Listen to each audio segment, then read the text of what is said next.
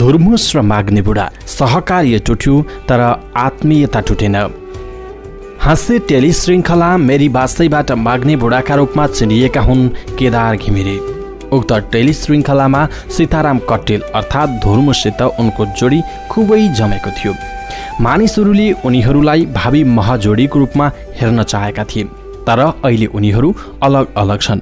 बीचमा उनीहरूभित्र गम्भीर मनमुटाव भएर बोलचाल बन्द भएकासम्म खबरहरू आए, तर पछिल्लो समय उनीहरूबीच पुरानै सौहार्दता देखिएको छ।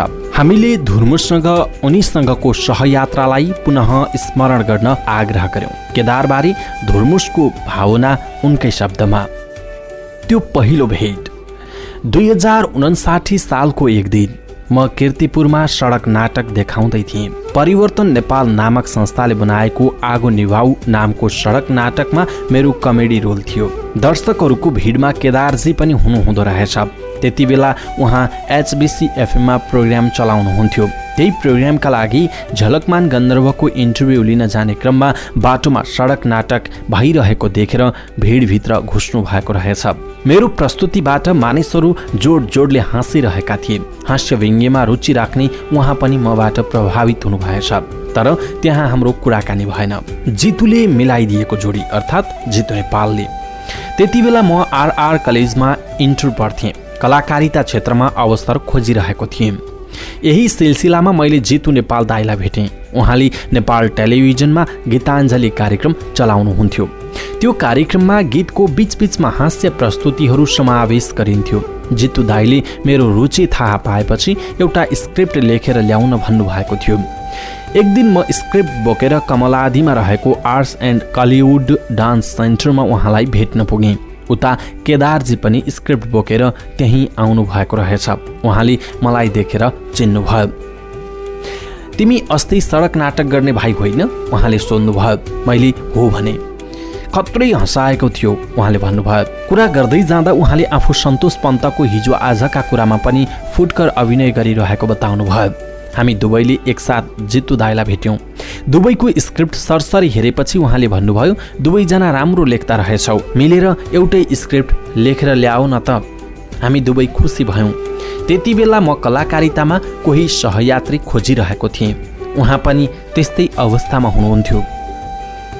तुरुन्तै हामी सहमत भयौँ मिलेर स्क्रिप्ट लेख्नलाई। यसरी हाम्रो सहयात्रा प्रारम्भ भयो। त्यति बेला काठमाडौँमा एक्लै सङ्घर्ष गरिरहेको मलाई एउटा साथी मात्र नभएर अभिभावक नै पाए जस्तो महसुस भयो। अब चाहिँ केही गर्न सकिन्छ भन्ने आत्मबल बढ्यो। उहाँ मोटरसाइकल चढ्नु हुँदो रहेछ। मलाई कमलादीबाट थापाथलीसम्म पुर्याइदिनु भयो। उहाँको कोठा कलङ्कीमा थियो। 2वटा कोठा लिएर एक छोरा र श्रीमती सहित बस्नुहुन्थ्यो। उहाँको इलेक्ट्रोनिक सामान बेच्ने पसल पनि थियो। पसल भाउजूले हेर्नुहुन्थ्यो। म थापाथलीमा एउटा कोठा लिएर साथीहरूसँग बस्थेँ। हामी दैनिक भेट हुन थाल्यौँ। कहिले उहाँको कोठामा त कहिले मेरो कोठामा बसेर स्क्रिप्टमा घोत लिन थाल्यौँ। अभ्यासका लागि पनि दिनदिनै नयाँ स्क्रिप्ट लेख्थ्यौँ। धेरैजसो स्क्रिप्ट दराजमा थन्किन्थे। गीताञ्जलीका लागि पहिलो स्क्रिप्ट बनाएका थियौँ, निषेधित क्षेत्र शीर्षकको। जितु दाइले मन पराउनु भयो। यसमा मैले पुलिसको र केदारजीले पसलेको रोल निभायौँ। 2060 साल असोज 10 गते हामीले पहिलो पटक स्टेजमा संयुक्त प्रस्तुति दियौँ। धनकुटे एक्सप्रेस नामक उक्त प्रहसन निकै रुचाइयो। त्यसपछि मलाई उहाँले हिजो आजका कुरा छिराउनु भयो। त्यसमा झलक्क झुलुक्क अनुहार देखाउने मौका पाइयो। त्यसपछि हामीले तितो सत्यमा सँगै अभिनय गर्यौँ। केही समयपछि जितु दाई दमन रूपाखेती दाईसँग मिलेर जिरे खुर्सानी सिरियल सुरु गर्नुभयो। त्यसमा हामी दुवैलाई समावेश गर्नुभयो। हामीले त्यसमा 57 भागसम्म अभिनय गर्यौँ। त्यसपछि दमन दाई जिरे खुर्सानीबाट अलग्गिनुभयो र मेरी वासै सुरु गर्नुभयो। हामी पनि त्यसैमा आयौँ। मेरी वास्तैमा सुरुदेखि नै मैले धुर्मुस र उहाँले माग्ने बुढाको रोल गरेका हौँ। हामी दुवैले आफ्नो क्यारेक्टर आफैले जन्माएका थियौँ। यही क्यारेक्टरबाट हामी लोकप्रिय भयौँ र अहिलेसम्म पनि यही धुर्मुस र माग्ने बुढा नामले नै चिनिएका छौँ। केही समयपछि दमन दाइले मेरी वासै छोड्नुभयो। त्यसपछि केदारजी र मैले निर्देशन गर्न थाल्यौँ। सिरियल लोकप्रियताको शिखरमा पुगेको थियो। देश विदेशबाट स्टेजमा हाम्रो जोडीको खुबै डिमान्ड भयो। सयौं कार्यक्रमहरूमा हामीले एकसाथ प्रहसन पनि गर्यौं। मेरी वास्तै निर्माण गर्ने कम्पनी मिडिया हब आर्थिक रूपमा सङ्कटग्रस्त थियो। हामीलाई समयमा पैसा दिन सकिरहेको थिएन। अन्ततः केदारजी थाक्नुभयो। अब गाह्रो भयो, म चाहिँ गर्न सक्दिनँ भनेर उहाँ निस्कनु भयो। सिरियल निकै हिट थियो। मैले छाडिहाल्न सकिनँ। दुःख सुख काम गरिरहेँ। त्यति बेला हामी बीच फाटो आएको भनेर व्यापक चर्चा भयो। तर त्यस्तो केही होइन। केदारजीले आपसी समझदारीमा नै मेरी वास्तै छोड्नु भएको हो। मेरी वास्तैबाट छुट्टिएपछि स्टेज कार्यक्रमहरूमा पनि हाम्रो सहयात्रा टुट्यो। यद्यपि हाम्रो मित्रता भने कहिल्यै पनि टुटेन र टुट्ने छैन। मिडियामा हामी बीच बोलचाल नै नभएका खबरहरू समेत आए। सहकार्य गर्ने क्रममा कहिलेकाहीँ तलमाथि भयो होला, तर हामी बीच गम्भीर मनमुटाव कहिल्यै भएन। बाहिर अनेक थरी चर्चा हुने गरे पनि हामी बीच कुनै तुस छैन। 2072 सालमा भुइँचालो आएपछि मेरो जीवनको बाटो अलिकति बदलियो। भूकम्प जाँदा म अमेरिकामा थिएँ। हस्याङ फस्याङ गर्दै नेपाल आएँ। नेपाल आएर केदारजीहरूसँगै मिलेर उद्धार र राहतमा काम गर्ने सोच थियो। तर उहाँहरू आफ्नै हिसाबले राहतमा अगाडि बढिसक्नु भएको रहेछ। त्यसैले सुन्तली र मैले आफ्नै हिसाबले काम गऱ्यौँ। बस्ती निर्माण अभियान सुरु गर्ने बेलामा पनि सुन्तली र म केदारजीको घरमै सल्लाह गर्न गएका थियौँ।